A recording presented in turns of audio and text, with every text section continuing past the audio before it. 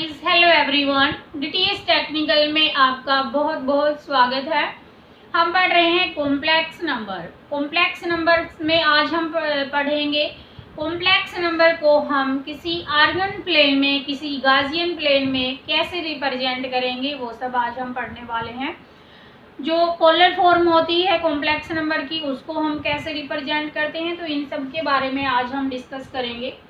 तो बच्चों, आपके पास क्या होगा, कोई भी कॉम्प्लेक्स नंबर है z is equal to a plus iota b. ठीक है, इस a प्लस आयोटा बी को हम गाजियन प्लेन में, कॉम्प्लेक्स आर्गन प्लेन में हम इस कॉम्प्लेक्स नंबर को कैसे रिप्रेजेंट करेंगे, आज हम इस पे डिस्कस करने वाले हैं।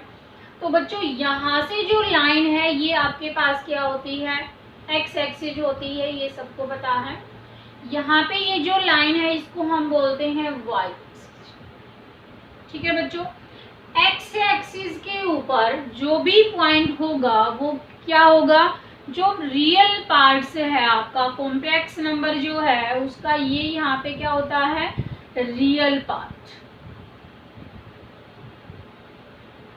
रियल पार्ट, ठीक है। बी क्या है यहाँ पे, इमेजिनरी पार्ट।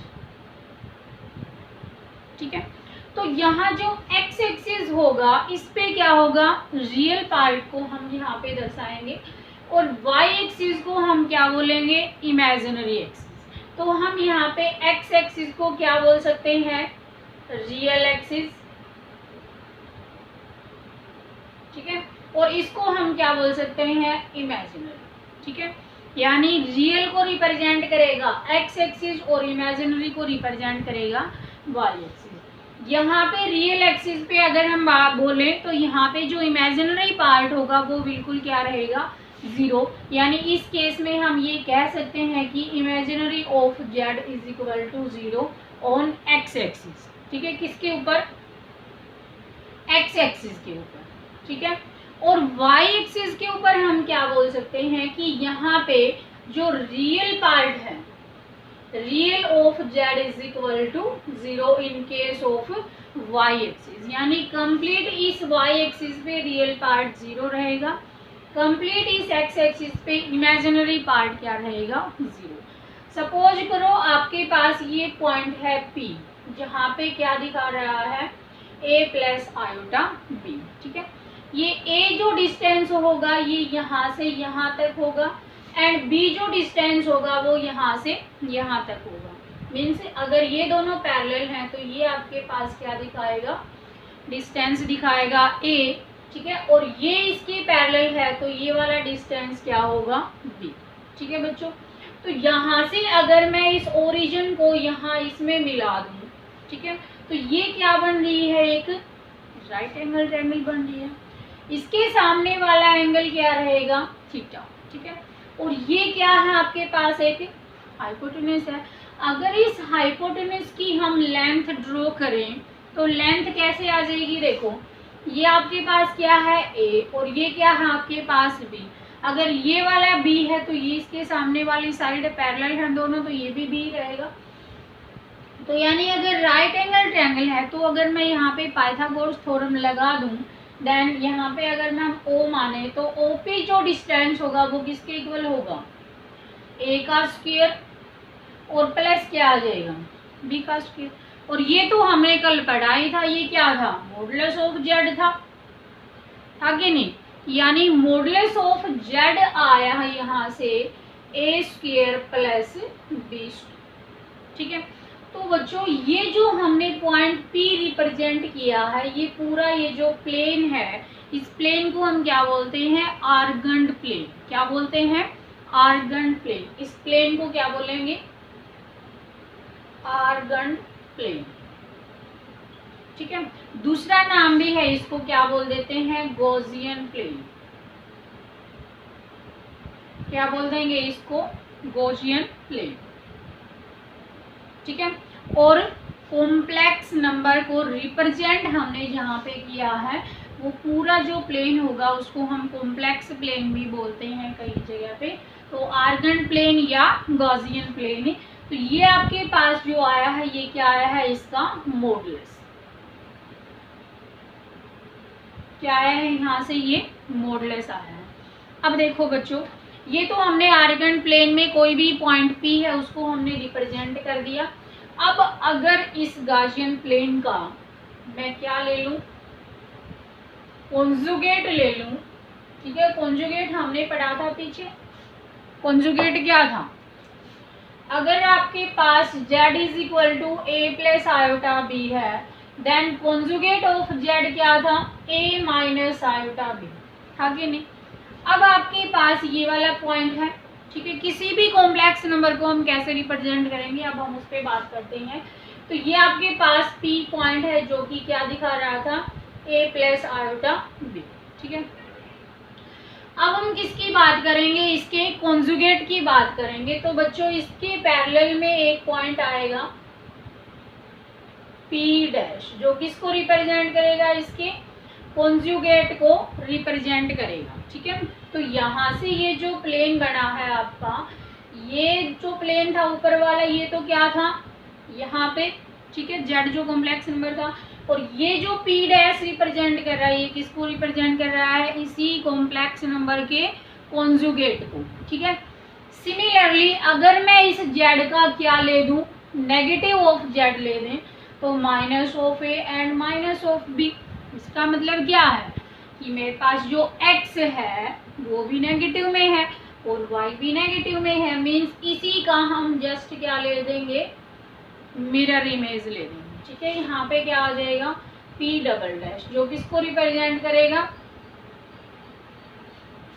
समझ में आई मेरी बात। अब यहाँ अगर पॉइंट दर्शाना हो तो उस पॉइंट को हम कैसे लिख देंगे, ये इसका नेगेटिव आया, ठीक है, ये इसका कॉन्जुगेट आया, इसका नेगेटिव यहाँ पे करोगे तो यहाँ पे देखो B तो क्या रहेगा, पॉजिटिव, और A क्या आ जाएगा, नेगेटिव आ जाएगा। मतलब हम इस पॉइंट को यहाँ पे दर्शाएंगे, P डबल ट्रिपल डैश कर दो तो वो क्या आएगा, minus of A plus iota B, ठीक है। तो इस बात से हमें क्या समझ में आया कि कोई भी कॉम्प्लेक्स नंबर है, उस कॉम्प्लेक्स नंबर को हम गॉसियन प्लेन में आराम से दर्शा सकते हैं। जैसे कि आपके पास मान लो कोई कॉम्प्लेक्स नंबर है,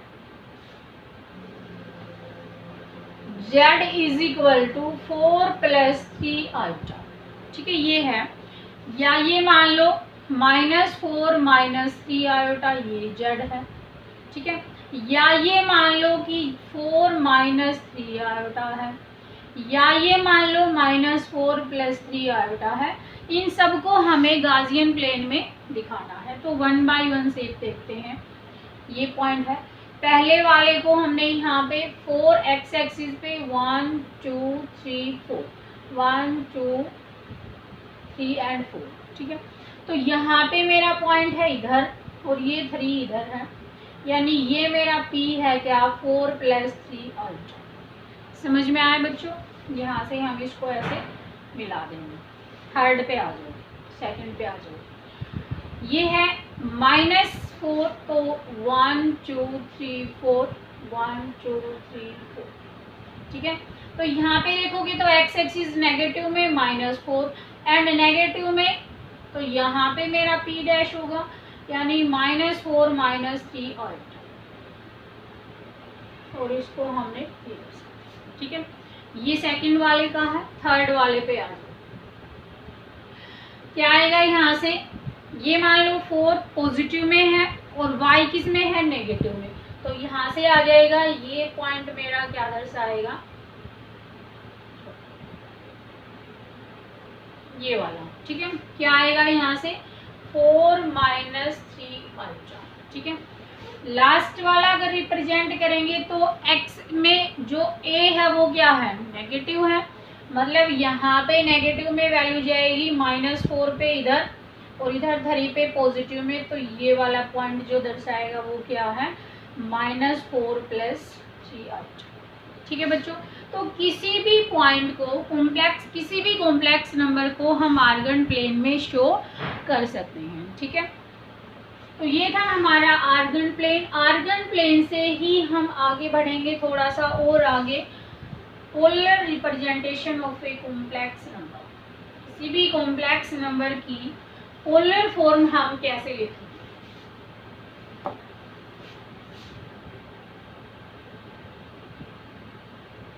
polar form of a complex number. जैसे आपके पास कॉम्प्लेक्स नंबर है a प्लस आयोटा b, इसको हम पोलर फॉर्म में कैसे लिखेंगे, मीन्स थीटा और r के उसमें। तो यहाँ से देखो, अगर आपके पास ये पॉइंट P है, this is a plus iota b, और यहाँ से आपका ऐसे हुआ था, ठीक है, ये क्या है a and this is b, and इसको सपोज कर लिया हमने क्या है ये r, and this is the angle theta, ये क्या है एंगल थीटा। अब देखो, अगर ट्रिग्नोमेट्री हमने पढ़ी है तो ट्रिग्नोमेट्री में हमने साइन कोस के रेशियोज में कुछ फॉर्मूले पढ़े थे। तो अगर मैं यहाँ से साइन थीटा कैलकुलेट कर दूँ, ठीक है, यहाँ पे मैंने नाम दे दिया ओ पी क्यू, ठीक है।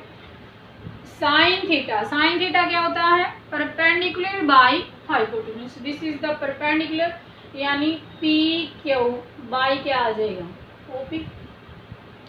पी क्यू की वैल्यू क्या है बी, और ओपी की वैल्यू क्या है आर, ठीक है। तो यानी बी इज इक्वल टू हम क्या लिख सकते हैं, आर साइन थीटा, लिख सकते हो कि नहीं।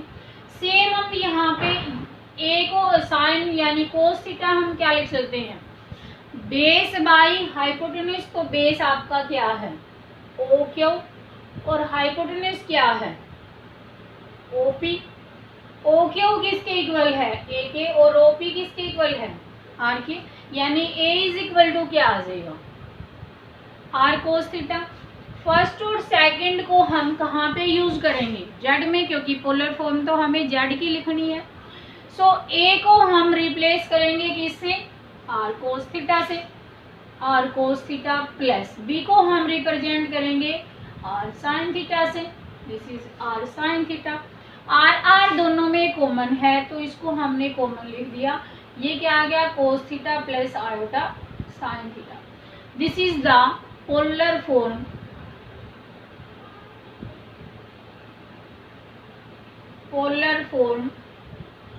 ऑफ ए कॉम्प्लेक्स नंबर, ठीक है।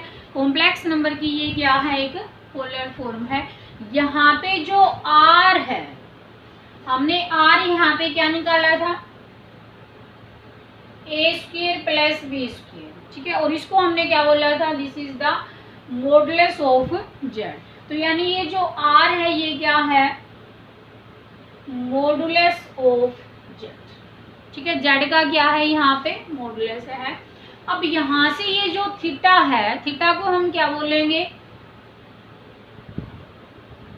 आर्ग्यूमेंट, क्या बोलेंगे आर्ग्यूमेंट यानी थीटा। एम्पलीट्यूड भी बोल सकते हो, एम्पलीट्यूड भी यहाँ पे हो जाएगा थीटा। अब ये जो थीटा है ये हमें कैसे मिलेगा, देखो यहाँ पे जो टेन थीटा है, टेन थीटा हम कैसे लिखेंगे, देखो टेन थीटा क्या आएगा परपेंडिकुलर बाय बेस, ठीक है, और परपेंडिकुलर क्या है यहाँ पे बी, और बेस क्या है ए। तो थीटा इज इक्वल टू क्या आ जाएगा टेन इनवर्स बी बाई ए, ठीक है। तो थीटा हम कैसे कैलकुलेट करेंगे, यहाँ पे argument theta is equal to tan inverse b by a. ये बोल सकते हो कि imaginary part divided by real part से हम क्या निकाल लेंगे, यहाँ पे आर्ग्यूमेंट निकाल लेंगे यानी थीटा निकाल लेंगे, ठीक है। अब बच्चों डिपेंड हम इनकी अलग अलग टाइप हो सकती हैं। मान लो ये जो है ये दोनों ए और बी नेगेटिव हो सकते हैं, ए और बी दोनों पॉजिटिव हो सकते हैं, ए नेगेटिव हो सकता है बी पॉजिटिव हो सकता है। तो ऐसे ही हम देखेंगे कि ये कौन से क्वाड्रेंट में लाइज करते हैं, तो उन सब के बारे में बात करते हैं।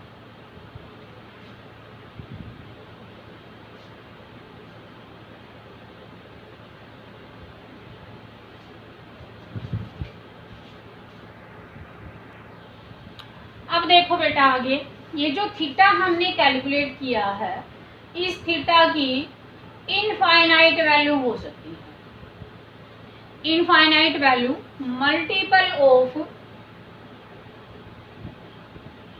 2π, ठीक है, यानी थीटा की बहुत सारी वैल्यूज होंगी जो मल्टीपल ऑफ 2π में होंगी, लेकिन हम यहाँ पे कुछ एक सीमित वैल्यूज को ही लेंगे, यानी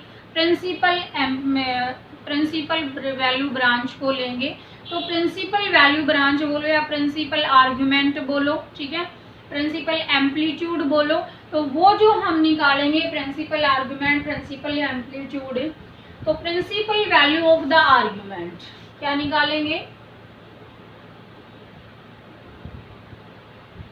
प्रिंसिपल वैल्यू ऑफ एम्पलीट्यूड, ठीक है। प्रिंसिपल वैल्यू ऑफ एम्पलीट्यूड जो निकालेंगे उनकी जो रेंज होगी, यानी theta lies between -pi to pi, जो थीटा की वैल्यू होगी वो किसके बीच में लाइज करेगी, -पाई से पाई के बीच में जो वैल्यू होगी उसको हम बोलेंगे प्रिंसिपल वैल्यू ऑफ एम्पलीट्यूड, ठीक है। यानी अगर आपके पास ये एक्स एक्सिस है, ये वाई एक्सिस है, यहाँ से यहाँ तक जा सकते हैं वो वैल्यू, और यहाँ से यहाँ तक जा सकते हैं वो वैल्यू, ठीक है। हम इन दो ही वैल्यू को यूज करेंगे। This is 0, this is π/2 and this is pi, this is 3π/2, and यहाँ पे हम क्या लेंगे नेगेटिव में -π/2, ठीक है, और यहाँ पे क्या आ जाएगा 0, ठीक है।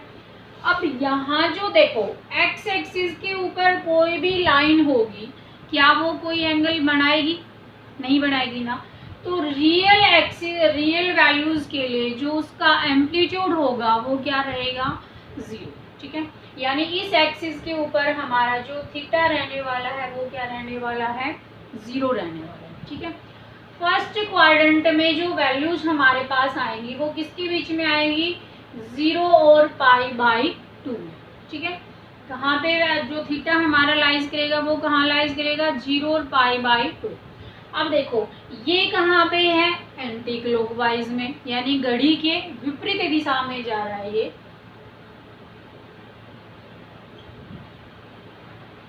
एंटी क्लॉकवाइज, और ये क्या है घड़ी की दिशा में यानी क्लॉकवाइज, ठीक है। एंटी क्लॉकवाइज और क्लॉकवाइज, जब हम एंटी क्लॉकवाइज चलेंगे तो यहाँ से हम जाएंगे 0 से π/2 एंड π/2 से हम कहाँ पे जाएंगे पाई तक जाएंगे। मैक्सिमम वैल्यू हमारी यहीं तक जा सकती है। यहाँ देखेंगे तो हम कहाँ जाएंगे 0 से लेके -π/2, या उल्टा लिख देते हैं -π/2 से कहाँ जाएंगे हम 0, और फिर -π/2 से हम कहाँ जाएंगे पाई, ठीक है। ये हमारे पास वैल्यूज होंगी। अब देखो अगर आपके पास 0 से π/2, 0 से π/2 ये वैल्यू कब हमारी हो सकती है, जब a क्या हो ग्रेटर देन 0 एंड b भी क्या हो ग्रेटर देन 0, ठीक है। यानी 0 से π/2 वैल्यू कब होगी, जब आपके पास क्या होगा a भी बड़ा होगा 0 से और b भी बड़ा होगा। सेकंड वाला π/2 से हम पाई में वैल्यू कब निकालेंगे, जब देखो b तो क्या है ग्रेटर देन 0 लेकिन a क्या है लेस देन 0 है, यानी a is less than 0 and b is greater than 0, ठीक है। तो क्या आ जाएगा ये a is less than 0 and b is greater than 0, ठीक है। यहाँ पे दूसरा, तीसरे में अगर हम जाएंगे तो देखो a भी क्या हो गया इधर नेगेटिव एंड b भी इधर क्या हो गया नेगेटिव, मतलब थर्ड वाली वैल्यू -π/2 से -पाई में हम कब जाएंगे, जब आपके पास क्या होगा a is less than 0 and b is also less than 0, ठीक है। थर्ड वाले में a क्या हो जाएगा अब पॉजिटिव एंड b क्या हो जाएगा नेगेटिव, यानी फोर्थ मेरी वैल्यू कैसे आएगी -π/2 से 0, -π/2 से 0 के बीच में मेरा आर्ग्यूमेंट होगा, एम्पलीट्यूड होगा कब, जब a क्या हो ग्रेटर देन 0 एंड b क्या हो जाएगा लेस देन 0, ठीक है बच्चों। तो ये जो चार्ट अभी मैंने बनाया है इस चार्ट को अपने मेमोरी में फिट कर लो, क्योंकि ये बहुत इंपॉर्टेंट रोल प्ले करने वाला है। कोई भी कॉम्प्लेक्स नंबर देखा, कॉम्प्लेक्स नंबर की 4 ही पॉसिबिलिटी हो सकती हैं, या तो दोनों पॉजिटिव हैं ए और बी, या एक पॉजिटिव एक नेगेटिव है, या दोनों ही नेगेटिव हैं, या एक पॉजिटिव और एक नेगेटिव है। ये 4 पॉसिबिलिटीज़ हो सकती हैं। इससे ज़्यादा कॉम्प्लेक्स नंबर की कोई भी पॉसिबिलिटीज़ यहाँ पे नहीं आएगी। तो हमें जो थीटा बताना होगा वो इन्हीं के अकॉर्डिंग हम थीटा को ड्राइव करेंगे, एम्पलीट्यूड को ड्राइव करेंगे। तो ये था हमारा प्रिंसिपल वैल्यू एम्पलीट्यूड का, प्रिंसिपल वैल्यू ब्रांच का, जिसमें हमें आर्ग्यूमेंट कैलकुलेट करना होता है, आर कैलकुलेट करना होता है। आर मेनली जो हमारा मैग्नीट्यूड मॉडुलस होता है वही मॉडुलस हम फाइंड आउट करते हैं। सो आई होप आपको ये समझ में आया होगा। इसके ऊपर हम क्वेश्चन लेते हैं फटाफट। देखो क्या दे रखा है, अगर आपके पास 1 प्लस माइनस √3 है, ठीक है, ये कॉम्प्लेक्स नंबर है z, find the value of modulus argument and represent the complex number in polar form. ठीक है, क्या क्या निकालना है हमें, मॉडुलस निकालना है z का, ठीक है, थीटा निकालना है एंड पोलर फॉर्म निकालनी है r cos theta plus iota sine theta. इसमें इसको रिप्रेजेंट करके दिखाना है, ये 3 चीज़ें कैलकुलेट करनी है। ठीक है, पहली कैलकुलेट करते हैं मॉडुलस ऑफ z। ठीक है, मॉडुलस ऑफ z में क्या आएगा, देखो पहले तो इसको रिप्रेजेंट करो अच्छे से। 1 प्लस √-1 अलग लिख देंगे और √3 अलग लिख देंगे। ठीक है, √-1 को हम क्या लिख सकते हैं, iota, and this can be represent as 1 plus iota √3। ठीक है, अब ये आपके पास क्या आई है, z आया है कॉम्प्लेक्स नंबर, यानी r हमें निकालना हो, मॉडुलस निकालना हो तो हम क्या करते थे, a² प्लस b² करते थे। कंपेयर करेंगे तो यहाँ पे a क्या है 1, तो 1 का स्क्वायर, b क्या है √3 का स्क्वायर। ठीक है, आयोटा साथ में लेना नहीं है, तो 1 का स्क्वायर क्या आया 1 एंड √3 का स्क्वायर कितना आया 3। 3 प्लस 1 कितना हो जाएगा 4, और 4 का रूट क्या आ जाएगा 2। समझ में आया। फिर हमें क्या निकालना है यहाँ पे, सो z का मॉडुलस कितना आ गया आपके पास 2। थीटा हमने क्या निकाला था tan इनवर्स b/a। ठीक है, b क्या था यहाँ पे imaginary part, so imaginary part कितना है यहाँ पे, theta is equal to tan inverse √3 और a क्या है 1 है। अब tan इनवर्स √3 वैल्यू हमें कहाँ देता है, थीटा इज इक्वल टू π/3 पे। ठीक है, tan इनवर्स √3 कहाँ पे देगा π/3, यानी tan इनवर्स 10 π/3। 10 से 10 कैंसिल आउट, तो थीटा कितना आ गया आपके पास π/3। तो आर्ग्यूमेंट आपके पास कितना आया है π/3। सबकी वैल्यू यहाँ पे रख दो, r क्या है 2, cos थीटा कितना है π/3 प्लस आयोटा साइन π/3। समझ आया बच्चों। नेक्स्ट क्वेश्चन लेते हैं।